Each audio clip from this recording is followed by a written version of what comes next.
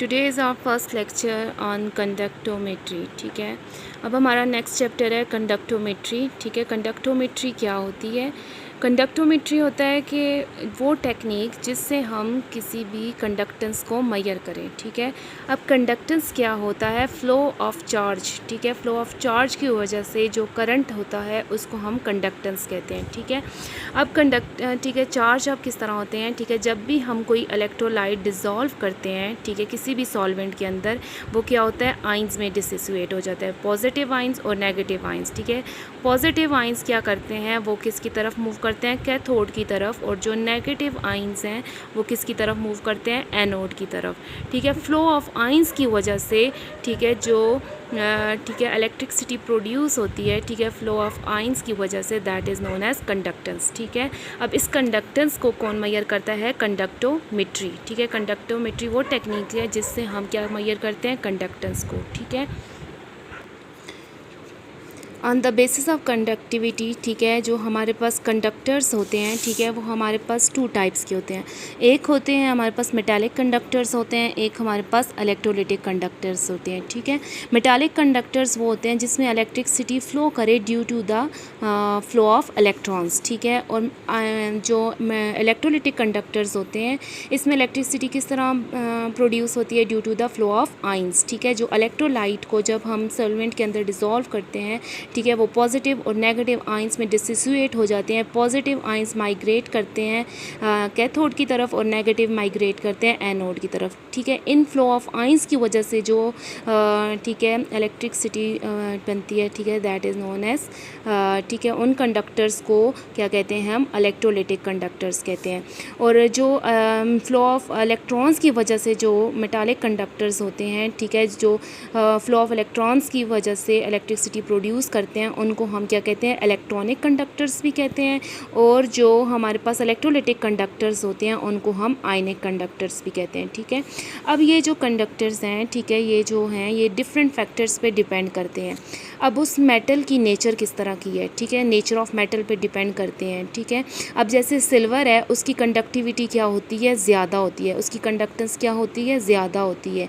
ठीक है, बनिस्बत किसके? आयरन से। ठीक है, आयरन की कंडक्टिविटी क्या होती है? लो होती है। डिपेंड करता है नंबर ऑफ़ वैलेंस इलेक्ट्रॉन पे। ठीक है, पर एटम में कितने वैलेंस इलेक्ट्रॉन हैं, ठीक है, उसकी कंडक्टिविटी उस पर डिपेंड करती है।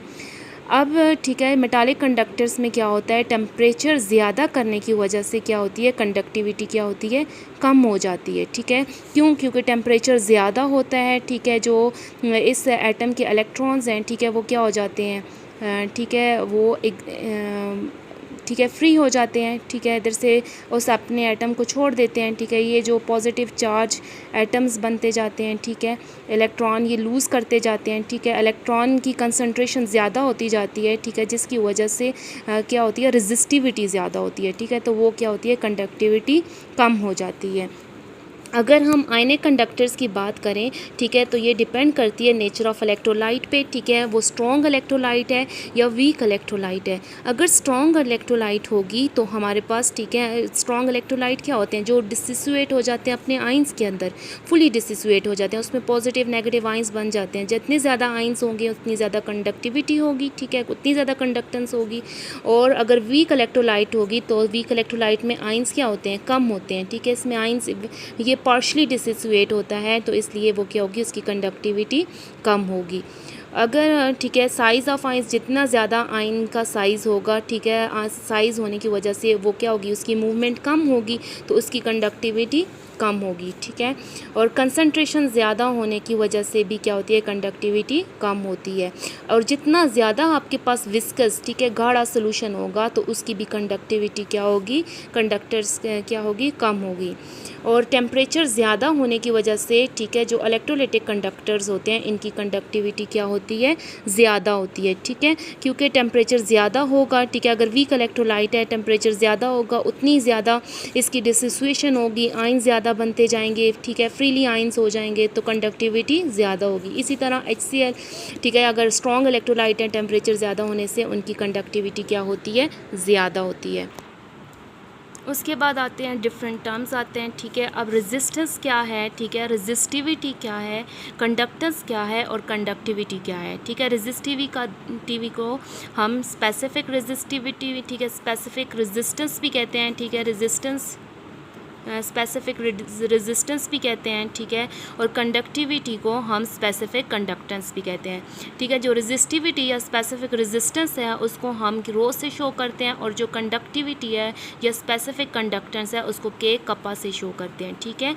अब ठीक है, आपके पास एक क्या है, एक अपरेटस है, ठीक है, इलेक्ट्रोलाइटिक अपरेटस है। यहाँ पे आपके पास क्या है, एनोड है, ठीक है, कैथोड है, ठीक है, एनोड है, कैथोड है, ठीक है। ये आपके पास एक अपरेटस है, ठीक है। यहाँ पे आपके पास इलेक्ट्रोलाइटिक सोल्यूशन है। अब क्या होता है, ठीक है, अब ये जो इस अपरेटस की क्या है, ये इसकी लेंथ है, ठीक है, ये इसकी क्या है, टोटल लेंथ है, ठीक है। और ये इसका ये सारा इसका क्या है, क्रॉस सेक्शनल एरिया है, ठीक है। अब ये इसका क्या है, क्रॉस सेक्शनल एरिया है, और ये इसकी क्या है, लेंथ है, ठीक है। सबसे पहले अब हम देखते हैं रेजिस्टेंस क्या होता है, ठीक है। रेजिस्टेंस क्या होता है, अब ठीक है, रेजिस्टेंस कहते हैं अपोजिशन, ठीक है, जो रुकावट होती है, ठीक है, रेजिस्टेंस कहते हैं रुकावट को, ठीक है, जो अपोजिशन होती है, ठीक है। आप इसकी एक एग्जांपल दें, ठीक है, जितनी ज़्यादा रेजिस्टेंस होगी, ठीक है, कंडक्टिविटी क्या होगी, कम होगी, ठीक है। आप इस तरह समझें, ठीक है, अगर आपके पास ठीक है जितनी ज़्यादा लेंथ होगी आपके पास क्या होगी, रेजिस्टेंस क्या है, डायरेक्टली प्रोपोर्शनल है किसके, लेंथ के, ठीक है। जितनी ज़्यादा लेंथ होगी उतनी ज़्यादा रेजिस्टेंस होगी, ठीक है। और ठीक है, ये इन्वर्सली प्रोपोर्शनल है किसके, एरिया के, ठीक है। ये किसके इन्वर्स प्रोपोर्शनल है, एरिया के, ठीक है। जितना ज़्यादा एरिया होगा उतनी कम क्या होगी, रेजिस्टेंस होगी, ठीक है। अगर फॉर एग्ज़ाम्पल, ठीक है, आप इस चीज़ को इस तरह समझें, ठीक है, अगर आप ठीक है आप अपने आप को कंसिडर करें कि इलेक्ट्रॉन है, ठीक है। अगर आपको कहा जाता है कि एक ये रोड है, ठीक है, इसको आपने यहाँ से लेके यहाँ तक कवर करना है। अगर आपने इस ठीक है दिन के टाइम कवर, अगर आपको रात को कहा जाएगा इसको कवर करें, तो ठीक है आप रात को डायरेक्टली ठीक है जाके इसको क्या कर देंगे, ठीक है, फ़ौरन से इसको कवर कर देंगे इस एरिया को, क्योंकि उस रात के टाइम ना इतने लोग होते हैं, ना इतनी ट्रैफिक होती है, रेजिस्टेंस नहीं होती, ठीक है, रेजिस्टेंस कम होती है, तो आप डायरेक्टली ठीक है क्या कर देते हैं, उसको कवर कर देते हैं। लेकिन यही काम अगर आपको कहा जाए कि दिन को इस एरिया को कवर करें, तो आप क्या करोगे, ठीक है, इस पे टाइम लगेगा, क्योंकि दिन ठीक है रोड पे लोग भी होते हैं, ठीक है, और गाड़ियाँ भी होती हैं, तो इसलिए आपको क्या होगा, रेजिस्टेंस ज़्यादा होगा, ठीक है, अपोजिशन ज़्यादा होगी आपको, ठीक है, ये एरिया कवर करने में टाइम लगेगा। तो जितनी ज़्यादा ठीक है लेंथ है तो मतलब रेजिस्टेंस उतनी ही ज़्यादा है, ठीक है। रेजिस्टेंस क्या है, ठीक है, ये जितने भी रास्ते में गाड़ियाँ आती हैं या लोग आते हैं आपका रास्ता रोकते हैं, ठीक है, ये सब क्या है, रेजिस्टेंस है।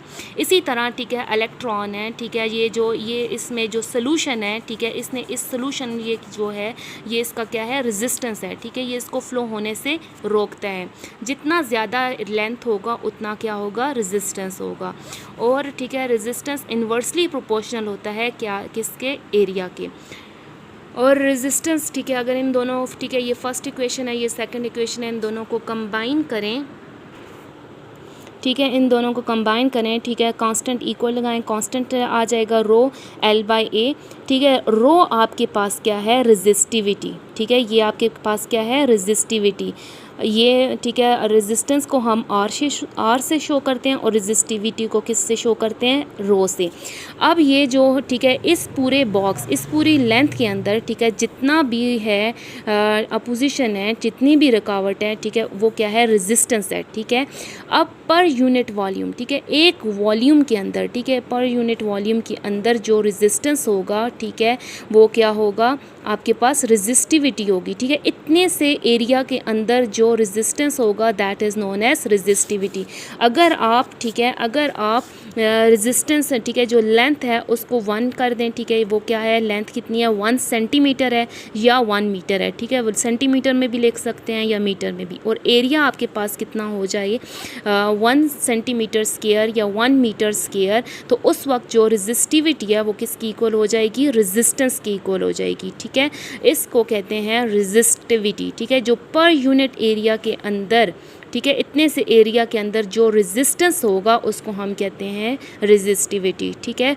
रेजिस्टिविटी को हम ठीक है स्पेसिफिक रेजिस्टेंस भी कहते हैं। स्पेसिफिक रेजिस्टेंस इसलिए कहते हैं कि हर एक मटेरियल का अपनी रेजिस्टिविटी भी होती है, ठीक है। अब अगर इधर ठीक है कोई हर एक जो मॉलिक्यूल हैं, ठीक है, यहाँ पे जो भी इलेक्ट्रोलाइट हैं, ठीक है, उनकी अपनी अपनी कंसंट्रेशन होती है हर, ठीक है, अपने अपने लिहाज से उसकी कंसंट्रेशन होती है एटम्स की, ठीक है। तो उस लिहाज से उसकी क्या होगी, रेजिस्टिविटी होगी।